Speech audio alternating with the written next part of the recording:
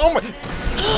Liminal spaces. You probably know what they are. There have been plenty of video essays online explaining them or talking about them. They are those weird, empty images you see of usually abandoned, dark, or surreal buildings that feel somehow nostalgic, but also deeply discomforting or off. Just like an uncanny face, this be an uncanny place. And they've been off and on popular for the past few years, since around mid-2019. So you could consider it a passing trend or fad, but it's a really fascinating concept, and ignoring the way that has been twisted into a trendy aesthetic for TikTok Zoomers, I still really respect liminal and uncanny spaces and how weird they make me feel. I mean, even ever since I was a kid, I've always loved the idea of being in closed buildings at night, and loved the chances I would get to go to my parents' work after it's closed, or go into a church with all the lights out before the sun rises. Sort of like the concept of liminal spaces, I found that being in these dark, empty places that are normally bright and filled with people created a very comforting but also sort of spooky feeling, and as a kid, I would compare it to being in the Twilight Zone. And yeah, it was sort of my dream to be able to someday go into an empty IKEA or Target at night and play hide and seek in the dark with my friends. Actually, you know what? That's still my dream. That still sounds equally as fun. Anyway, liminal spaces. They're freaking cool, but we're not actually talking about them today.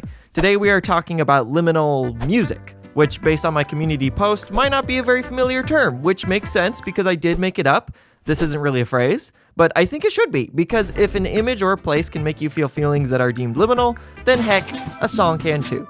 So if a liminal space makes you feel uneasy, uncertain, anxious, disturbed, nostalgic, and as though it's weirdly familiar to you, a liminal song would make you feel, well, all of those same things. And naturally, we have found music that fits that bill, because liminal space compilations pretty much always have music under them, and the songs that are used are frickin' dissonant. So already we have a pretty good idea of what liminal music is. It's music that breathes this aura of being unsettling, dreamy, distant, and strange. A lot of examples of this are from video games, like Silent Hill, Doki Doki Literature Club, Earthbound, Yumi Nikki. These are all games that create unsettling spaces and need music to represent that. So these songs are unsettling and, liminal, like freaking Minecraft cave sounds. Put one of those under an uncanny image and boom, you get a fight or flight reaction. Good creepy music really helps in setting the tone of a liminal or uncanny picture. And although a lot of good examples of liminal music are from video games, they aren't exclusive to video games, and there are plenty of other examples. Really, just anything that feels dissonant can be considered liminal. I've even heard the SpongeBob outro music be called liminal before, including by someone in the comments, which I can understand because it is a song that is meant to be a little off and kind of strange. Personally, I think it's done in a cute way, not a creepy way, but that is definitely not how I felt as a kid. My sister and I used to have a CRT in our bedroom that we would watch SpongeBob DVDs on, and yeah, I remember feeling genuinely disturbed when the episode would end and this song would play. Maybe it was extra creepy just because the episode was over and now we were just left alone with a blank yellow screen and weird music, but yeah, I remember it being unsettling. And it turns out that's pretty common, and this guy named RT60 did a full video covering this song and why it may have creeped you out as a kid. It's a good video and I recommend checking it out. Anyway, hot take, liminal music is not anything new. Actually, maybe that's pretty obvious. We already covered that liminality didn't really emerge as a word till 2019, yet all of the examples we have used for liminal music so far predate that. So that raises the question, is liminal music even a thing? The answer, I think, is sort of. Music, I think, of course, can be liminal, but I don't think the ideas behind liminal music are new. Genres like hauntology, vaporwave, and ambient music have existed for years, and they all share core concepts with liminality in the sense of trying to dreamily capture the past in an often lo-fi or surreal way. The Caretaker, for example, predates liminality, yet is probably one of the biggest names behind liminal music, popular with his 6.5-hour album about dementia that often goes hand in hand with the trend of liminal spaces. Aphex Twin and his selected ambient works also fit right in with liminal spaces and music, and he goes back even further, having created liminal-sounding ambient works that were made way back in the 90s. I think it goes back even further than that, though. Of course, you could go all the way back to the old jazzy ballroom songs of the 30s and 40s, which often feel liminal because they are old, and vintage things are often alluring or unnerving, but I don't think these songs were trying to capture the feelings of liminality, and just happened to fit in due to their aged creepiness. And you might say, well, of course they weren't trying to be liminal. That word wouldn't be popular for almost another century, which is true, but I do think that there are universal feelings behind liminality, and I think that there have been early early conscious attempts at capturing them in music. And I think one of the first examples of this goes back to the 50s and early 60s with artists like Joe Meek, Bob Moog, and Raymond Scott, who pioneered experimental and electronic music. Using instruments like the Moog and theremin, they captured the dreamy but terrifyingly uncertain wonder of space, aliens, and the future, which was very exciting, but also very scary and uncertain at the time.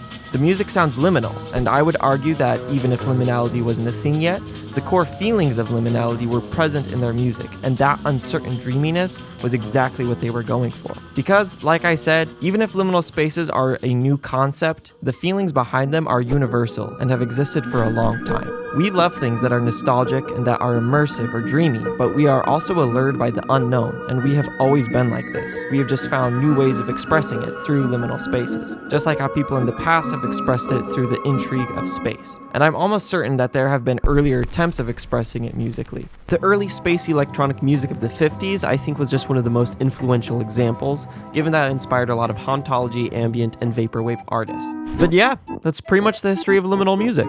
I have some more thoughts on it, but that's enough for today because I'm sick and I don't want to edit anymore. But happy Halloween, everybody. If you are watching this live, I'm going to be streaming on Twitch as soon as this video ends, where I'll talk, play some horror games, and play around with the Nextbot I made, which is publicly available on the Gary's Mod Workshop, by the way. I already tested the Nextbot out a little bit, so if you want a taste of what it's like, here's a little compilation of every time it got me. There he is! Oh my god. Hey man! Oh, that sucks. That's unlucky. Come on, slow down a little bit. Okay. Okay. Oh my god. Oh yeah, I guess it's good that you didn't slow down. Oh. Oh god. Do you hear how it like wavers a little bit? Oh yeah. Oh my god. It's so startling. What? Oh. Oh my god. So. Oh.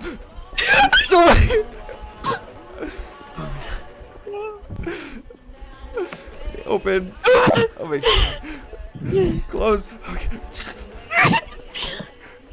Close. Oh my god. Okay. I've been caught down running. Whoa. Down. Oh my god. There's all three. Oh my.